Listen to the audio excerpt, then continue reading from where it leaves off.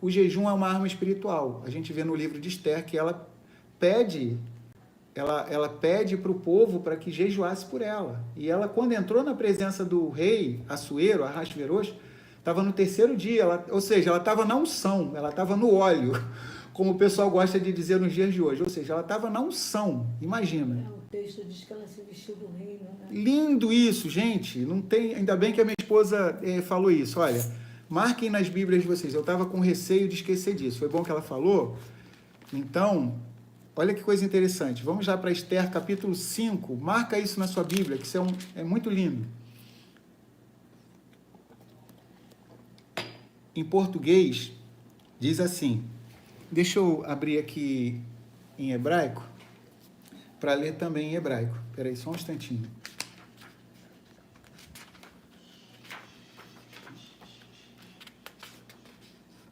Capítulo 5. Espera aí, só um instantinho. No hebraico, a expressão que eu quero falar diz assim, Vatilbash Esther Malhut. De novo, Vatilbash, e vestiu-se, Esther, é Esther mesmo, Malhut. Malhut é reino. Então, o texto original, desde o começo, Vaihi Bayom Hashlishi, e aconteceu que no dia terceiro, Vatilbash Esther Malhut, vestiu-se Esther do reino. Vestiu-se do reino? Nunca ouvi falar nisso e tal. Aí você pega a Bíblia em português, e sucedeu, pois que ao terceiro dia Esther se vestiu de suas vestes reais. Aí tem a sequência do versículo. Por que o texto iria dizer que uma rainha seria chover no molhado? A rainha Esther, que é uma rainha que sempre se vestia com vestes reais. A gente vê que o rei Assuero era, se fosse nos dias de hoje, o cara, nem sei, seria... Talvez ele fosse um dos caras mais ricos do mundo, se não fosse o mais rico. Seria ultra bilionário, seria pouco para ele. Talvez fosse até quase chegando aos trilhões aí. Ou seja, então, Esther com certeza usava as melhores roupas. Ela era esposa de Assuero, Ahasverosh. Então, a tradução para o português não captou o original. Em português, sucedeu, pois, que ao terceiro dia Esther se vestiu de suas vestes reais. Chovendo no molhado. Ela já se vestia sempre de vestes reais. Ou seja, no original hebraico está dizendo, e aconteceu que ao terceiro dia vestiu-se Esther do reino. Olha que lindo. Caramba, gente, só por isso aqui a gente já podia acabar o estudo. Eu já seria abençoado se nessa festa de Purim eu internalizasse profundamente isso. Eu, aqui, a minha casa e cada um de vocês internalizássemos isso. Ou seja, nós nos vestirmos, ou seja, de quê? Do reino. Então, muito lindo isso. Esther vestiu-se do reino. Ela foi o quê? Ela já era uma rainha, humanamente falando, porém, mais importante do que esse reino aqui da terra, que ela era esposa do cara que talvez fosse o mais importante daquele mundo antigo, um dos mais importantes, mais do que isso, ela queria um outro reino, ela queria se associar a um outro reino.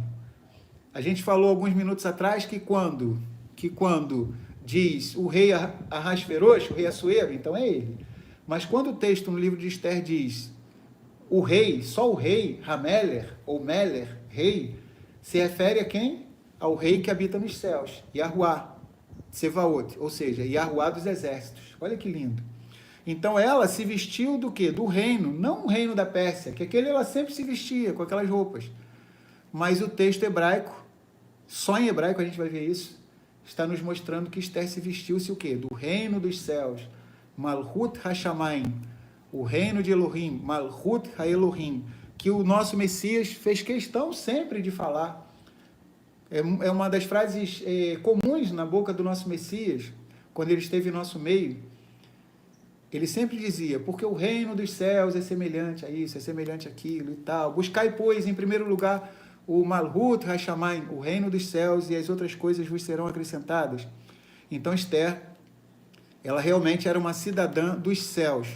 Ou seja, tinha tudo para viver uma vida secular aqui, uma jovem, uma moça judia da casa de Judá, da tribo de Benjamim, estava bem de vida, não precisava se preocupar com ninguém. No final do capítulo 4, eu li o capítulo 5, o início. no final do capítulo 4, olha para a gente entender, o parente dela que criou ela, o Mordecai, o Mardoqueu, disse para ela o seguinte, Esther 4, desde o 13, para a gente entender que quando chega o capítulo 5, qual o pano de fundo para ela se vestir do reino? Só se vestindo do reino dos céus mesmo, com a armadura celestial, porque olha o pano de fundo, Esther 4, do 13 em diante. Então disse Mordecai que tornassem a dizer a Esther, não imagines em teu ânimo que escaparás na casa do rei, mais do que todos os outros judeus, porque se de todo te calares neste tempo, socorro e livramento de outra parte virá para os Yahudim, judeus, porém tu e a casa de teu pai perecereis. E quem sabe, olha que lindo, e quem sabe se para tal tempo como este chegaste a este reino. Mordecai está dizendo para ela, para a filha de criação dele, que ele criou ela como uma filha, olha, tu está achando que tu vai escapar do decreto? Quando descobrirem que você é da casa de Judá também, vão querer te matar aí, não importa se tu é rainha. Porque a lei dos medo-persas, quando é selada com o anel do rei, não podia ser revogada. Não interessa. A gente viu lá no livro de Daniel, o rei Dario. Ele era amicíssimo de Daniel, ele gostava muito de Daniel, o rei Dario. Mas ele fez lá uma lei de forma insensata, impensada lá, os caras queriam ferrar o profeta Daniel. Você conhece lá, resumo da ópera. O profeta Daniel foi parar lá na cova dos leões, e nem o rei poderia revogar. Então, só para a gente entender, nem o Assuero poderia revogar porque Esther fosse esposa dele. Sendo ela da casa de Judá, teria que morrer. Então, Mordecai está dizendo para ela, olha, fica achando que tu vai escapar porque tu está no palácio. Não vai escapar, não. Ou seja, aí ele fala para ela, que se você se calar, vai vir o socorro e livramento, o Criador vai levantar outro. Alguém vai ganhar a honra que seria destinada a você. Mas tu e a casa de teu pai perecereis. E olha que lindo aqui. E quem sabe se para tal tempo como este chegaste a este reino. Então disse Esther que tornassem a dizer a Mordecai, vai e ajunta todos os judeus que se acharem em Xuxã e jejuai por mim, e não comais nem bebais por 3 dias, nem de dia nem de noite, e eu e as minhas moças também assim jejuaremos. E assim irei ter com o rei, ainda que não é segundo a lei, e perecendo, pereço. Ou seja, se morrer, morri. É para isso que o Criador me botou aqui. Se morrer, é por uma causa nobre. E de todo jeito ia morrer mesmo, se ela não fizesse isso. Então Mordecai foi e fez conforme tudo quanto Esther lhe ordenou. Agora vai entrar, ó. Sucedeu, pois, e aconteceu, pois, que ao terceiro dia Esther se vestiu do reino. Então, aí que ela se vestiu do reino. Então, já uma pergunta para os irmãos e para as irmãs, ou seja, se veste do reino, se vai traçar alguma batalha, alguma luta, a nossa vida aqui, nesse mundo caído aqui de pecado, já é uma luta que a gente sai de casa muitas vezes não sabe nem se vai voltar, se veste do reino. Ou seja, lembra de Paulo lá em Efésios capítulo 6, do versículo 10 em diante, ou seja, que ele vai falar sobre a armadura da Ruach, ou seja, a armadura do Espírito. Então a gente tem que estar sempre se vestindo com a armadura do Espírito. O que Paulo fala? Coloca na cabeça o capacete da salvação, a couraça da justiça, o cinto da verdade, calça os pés com o evangelho da paz, da Shalom, na mão esquerda o escudo da fé, da Emuná, e com a direita a espada do Espírito, que é a palavra de Elohim. Orando em todo o tempo com súplicas. Ou seja, essa oração com súplicas, os comentaristas dizem que são aquelas partes das armaduras que têm pontos vulneráveis. Se vocês verem esses filmes épicos, além desses utensílios todos, tinham umas partes do corpo que tinha uma espécie de um tecido, às vezes misturado com ferro, que protegia, tinha uma mobilidade e protegia ao mesmo tempo. Isso é o quê? Oração e súplica. Então, a gente tem que se vestir do reino. Paulo entendeu isso como um integrante da mesma tribo de Esther, o apóstolo Paulo, Shaul, era da tribo de Benjamim, opa, captei o que Esther, da minha tribo de Benjamim, falou vários séculos atrás, vestir do reino, vou me vestir da armadura do Espírito, vamos lá. A gente precisa entender que Elohim, ele se oculta, olha que coisa interessante, vamos lá em Provérbios 25:2, vamos em Provérbios 25:2 e Isaías 45:15, olha o que diz interessante. Provérbios 25:2, olha o que diz. Por que o nome do Criador não aparece de forma clara, explícita aqui no livro de Esther? Olha só, Provérbios 25, 2. A kavod, a glória, a honra de Elohim é encobrir o negócio. Mas a kavod, a honra, a glória dos reis é tudo investigar. Vocês estão entendendo o que Salomão diz em Provérbios? Shlomo? A glória do Criador é encobrir, encobre. Aí, a glória dos reis, você não diz que é rei e sacerdote? Nós não somos reis e sacerdotes? A aliança renovada, que você conhece como Novo Testamento, não diz que nós somos reis e sacerdotes? Então, a glória dos reis é tudo investigar. Então, os sábios do nosso povo investigaram, daqui a pouquinho eu vou mostrar para vocês o quê? Ocasiões em que aparece o tetragrama, nas primeiras letras, em sequência das palavras, em vários versículos. E olha o que diz em Isaías 45, 15. Olha o que diz em Yeshayahu 45, 15. Verdadeiramente tu és o Elohim que te ocultas, ó Elohim de Israel, o Salvador. Vocês estão vendo? Ou seja, é uma característica divina. O Criador, ele não é como o ser humano que faz as coisas para aparecer. Ou seja, quer humildade maior do que o Criador de fazer isso tudo aqui e o nome dele nem aparecer? Ou seja, para que a gente perceba ele nos mínimos detalhes, ou seja, para que a gente venha a desenvolver o que? Esse sentido espiritual aguçado de fuçar as coisas, como a gente viu aqui em Provérbios e em Isaías. Então vamos lá. Daqui a pouquinho eu vou mostrar para vocês os textos que aparece o nome do Criador de forma codificada. Então, vamos prosseguir. A gente vai estar vendo conexões de Esther com outras partes do Tanar. Esther como uma nova Devorá, uma nova Débora. Então, não é só Esther que foi uma mulher tremendamente usada por Elohim, ou seja, Débora. Depois você vai com calma lá em Juízes, Shoftim, capítulo 4 e capítulo 5. A gente vai ver que Baraque estava com medo de ir para a guerra. Se Débora não fosse com ele, ele não ia. E o que acontece? Essa mulher chamada Devorá, ela foi lá e, vamos dizer assim, foi fundamental para a vitória do nosso povo de Israel. O Baraque nem queria ir se Devorá não fosse com ele. Vamos lá. Então você lê com calma depois em Juízes, capítulo 4 e 5. Assim como Devorá se levantou para salvar Israel, Esther se posicionou para interceder e libertar seu povo. Então, o Criador, em determinadas situações, ele vai utilizar muitas vezes um homem, muitas vezes uma mulher, para estar salvando o quê? Todo o nosso povo de Israel. E a gente precisa entender que as tarefas não são reservadas somente para nós que somos homens, ou seja, a gente está vendo que Débora foi responsável por uma vitória tremenda que o nosso povo de Israel teve, lá no livro de Juízes.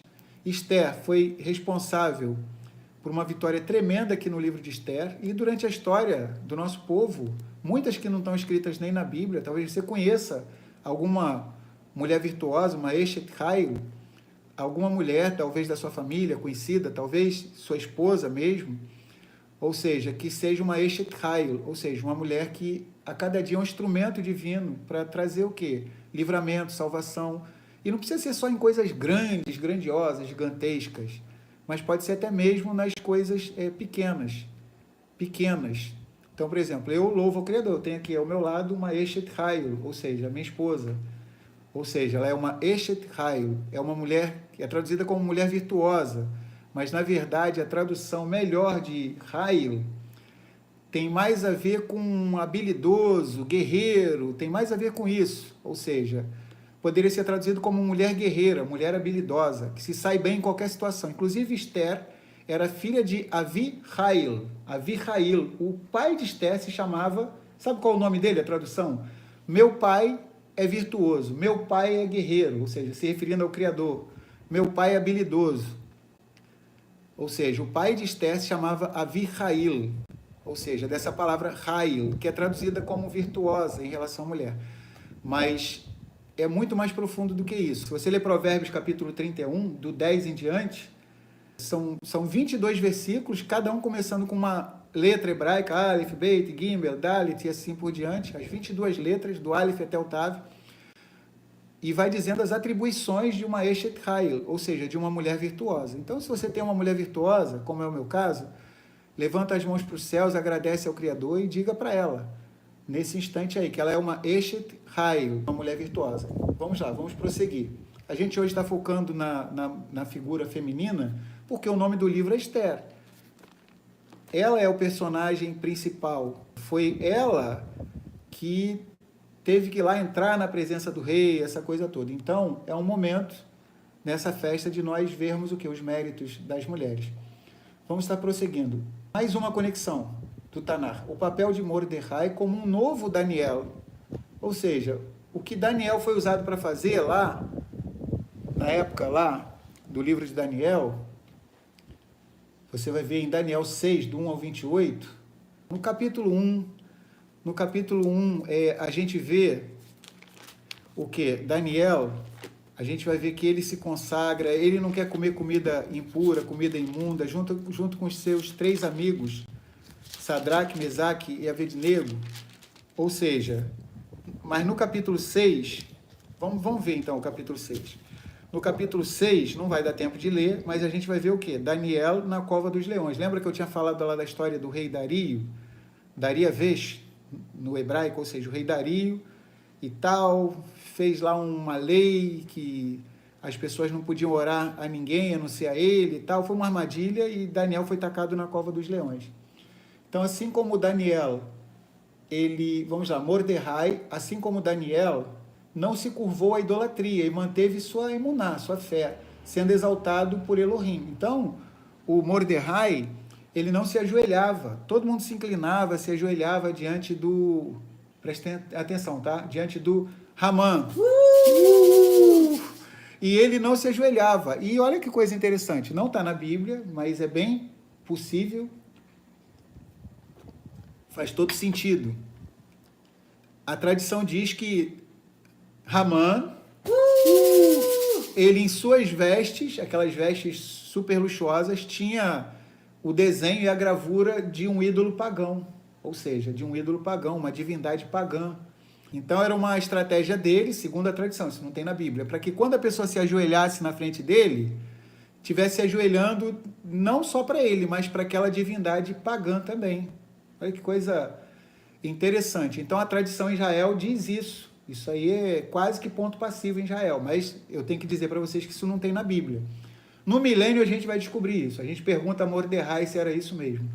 Então, a tradição diz que Mordecai, ele não se ajoelhava na frente de Ramã, porque ele tinha um ídolo pagão desenhado na roupa dele lá, bordado, pintado, sei lá, e, poxa, cara de pau, né? Desse amalequita de fazer isso.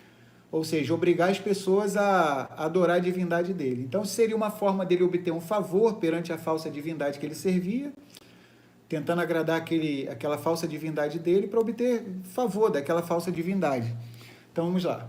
Vamos prosseguir. Então, como Daniel foi fiel, Mordecai também foi.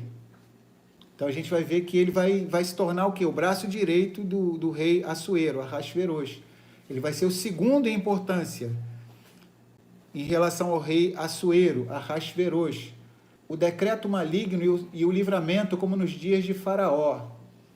Então a gente vai ver o quê? Que lá em Êxodo, capítulo 1, Shemot, isso aqui está lá na Torá, capítulo 1, do versículo 1 até o 14. Lembram que o Faraó decretou exterminar todo filho homem que nascesse do povo de Israel? Vocês lembram disso? Shemot, Êxodo, capítulo 1, do versículo 1 até o 14. O decreto maligno e o livramento como nos dias de Faraó. Assim como Faraó tentou destruir os hebreus no Egito, esse amalequita, chamado Ramã, tentou exterminar os judeus, porém Elohim reverteu a situação. Vocês estão entendendo? Que interessante. Então tem um paralelo lá com esse texto da Torá. Então vamos lá, esse texto aqui é da Torá, não é das outras partes do Tanar, mas é da Torá, em Shemot, Êxodo. Vamos lá.